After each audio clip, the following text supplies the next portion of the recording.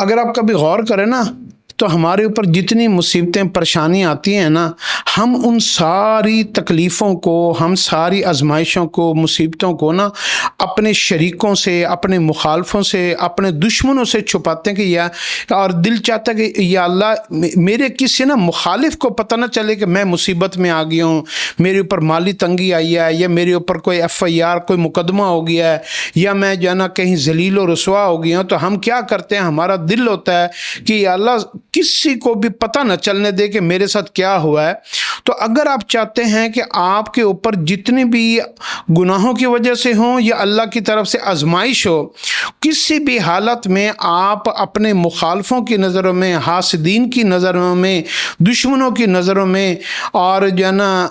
آپ اور اپنے شریکوں کی نظروں میں ہلکا نہ پڑیں اور آپ کا مذاق نہ اڑے، تو یہ دعا آپ اپنے زندگی میں یاد کر لیں جو حضور صلی اللہ علیہ وسلم نے بتائی ہے۔ اللہم احفظنی بالاسلام قائما واحفظنی بالاسلام قاعدا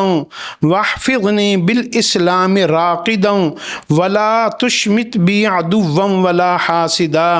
اللہم انی اسألک من کل خیر خزائنہ بیدک واعوذ بک من کل شر خزائنہ بیدک۔ اے اللہ میں آپ کی حفاظت میں آتا ہوں اپنی ہر حالت کے اندر، چاہے میں جھکا ہوا ہوں، کھڑا ہوا ہوں، یا سجدے میں ہوں، لیٹا ہوا ہوں، میری جتنی بھی جسم کی حالتیں ہیں نا، میں ساری حالتوں میں، ہر حال میں، ہر چیز میں میں آپ کی پناہ میں آتا ہوں۔ اے اللہ میرے دشمنوں کو، میرے مخالفوں کو